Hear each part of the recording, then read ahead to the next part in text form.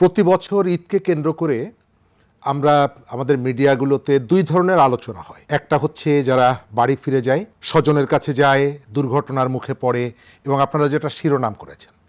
আর একটা চিত্র আমরা দেখি শহরের মধ্যে পোশাক শ্রমিকরা, এটি হচ্ছে কমন একটা চিত্র, তারা তাদের বেতন বোনাস ইত্যাদি না পেয়ে বিক্ষোভ করছে।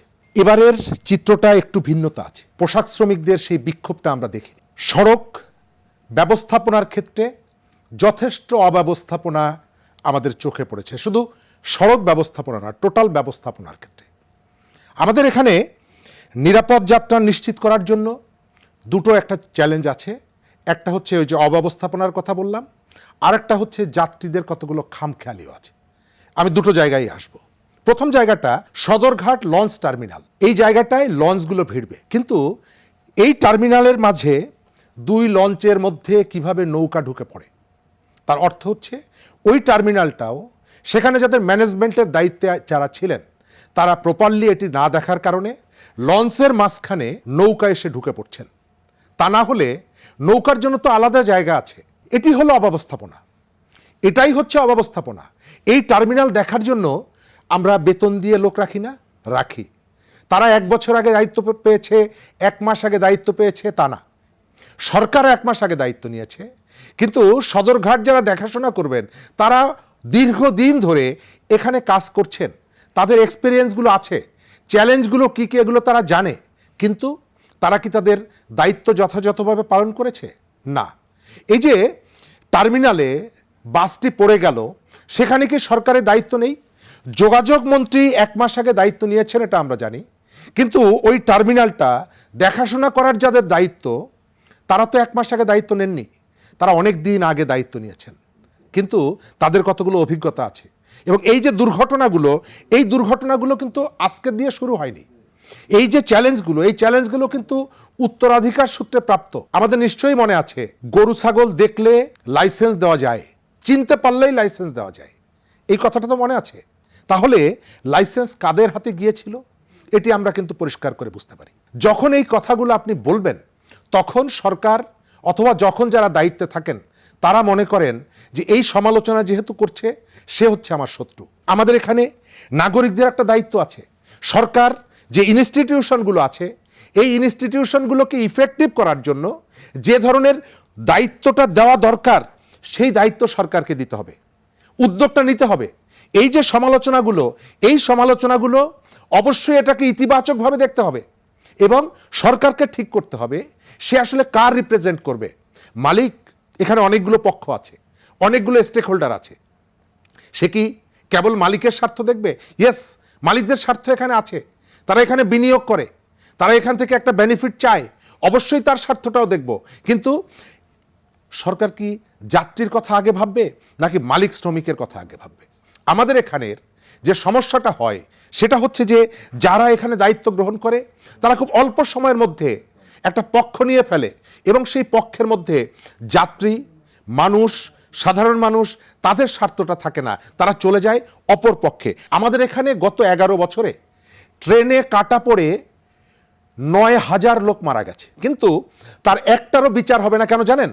1890 সালের যে আইন আছে সেই আইন অনুযায়ী এই যারা মারা গেছে তারা প্রত্যেকেই দায়ী। কারণ আইন অনুযায়ী রেলের কোনো জায়গায় আপনি গাড়ির বাইরে ট্রেনের উপরে আপনি বসতে পারেন না। অথচ আমাদের এইখানে এই যে মৃত্যুর কারণটা কি? দুটো কারণ। একটা বড় কারণ হচ্ছে আমরা কানের মধ্যে হেডফোন লাগিয়ে লাইনের উপর দিয়ে চলি। আবার সচেতনতার উদাহরণও আছে। গত কয়েকদিন আগে কলার মোচা দেখিয়ে একজন মানুষ একটা রেল রক্ষা করেছে। আমরা এই মানুষগুলোকে অ্যাপ্রিসিয়েট করব, তাদেরকে আমরা উদ্বুদ্ধ করব। আবার যে দায়িত্বটা পালন করলো না তাকে যেমন শাস্তি দিব, একই সাথে যিনি স্বতঃস্ফূর্ত দায়িত্বটা পালন করলেন আমি তাকেও অভিনন্দন জানাবো। কিন্তু আমাদের এখানে সমস্যাটা হয় অভিযুক্ত শাস্তি আমরা দেই না। স্বাস্থ্য উপদেষ্টা মন্ত্রী বলছেন গত 11 দিনে রাজশাহী মেডিকেল কলেজ হাসপাতালে ভেন্টিলেটরের অভাবে 33টা শিশু মৃত্যুবরণ করেছে। যিনি দায়িত্বে আছেন তার তো ফাঁসি হওয়ার কথা, তার তো এখন জেলে থাকার কথা। 33টা শিশু আপনি চিন্তা করতে পারেন শুধুমাত্র অবহেলার কারণে। এবং স্বাস্থ্যমন্ত্রী বলছেন যে তিনি যদি আমাদেরকে জানাতেন আমরা তো ব্যবস্থা করতাম। এই যে মানুষটা এর পরেও যখন চাকরি করতে পারবে, ওই মেডিকেলের দায়িত্বে থাকবে, এবং আমরা যদি তাকে দায়িত্বে দেখি তাহলে ধরে নিতে হবে এই দেশটা আসলে বসবাসের কোনো উপযোগী নয়। এই যে আবর্জনাগুলো 1 মাসের সরকার এটি সমাধান করতে পারবে না, কিন্তু তারা কেন একটা প্রতিযোগিতায় নেমেছে যে আমরা সব 1 মাসে শেষ করে ফেলেছি। এই জায়গা থেকে আমার সাজেশন হচ্ছে তাদেরকে বের হয়ে আসা। আমি আবার বলি, এই যে সমস্যাগুলো, এর একটা বড় সমস্যা হচ্ছে তারা তাদের উত্তরাধিকার সূত্রে পেয়েছেন দীর্ঘদিনের বঞ্চনার, দীর্ঘদিনের পুঞ্জীভূত নানা সমস্যা তারা উত্তরাধিকার হিসেবে পেয়েছেন।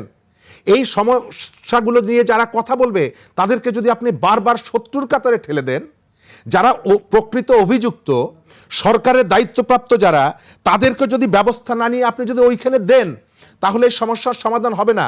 আমাদের এখানে যে হাইওয়ে পুলিশটা আপনি করলেন, এই পুলিশটা কি দায়িত্ব পালন করে আমাদেরকে একটি খুঁজে বের করতে হবে। শুধুমাত্র কয়েকজন কর্মকর্তাকে আলাদা দায়িত্ব দেওয়ার জন্য হাইওয়ে পুলিশের ডিজি, হাইওয়ে পুলিশের অমুক তমুক, এই পদ ক্রিয়েট করার জন্য এটি যদি করা হয়ে থাকে তাহলে এগুলো বন্ধ করে দেওয়া উচিত। আমরা রাষ্ট্র যে অর্থটা খরচ করছে তার ফিডব্যাকটা আমরা চাই। যারা দায়িত্বে আছেন তারা এই সমালোচনাগুলোকে যেন ইতিবাচকভাবে নেন। তাদেরকে হেয় করা বা তাদেরকে অদক্ষ প্রমাণ করা এটার উদ্দেশ্য না।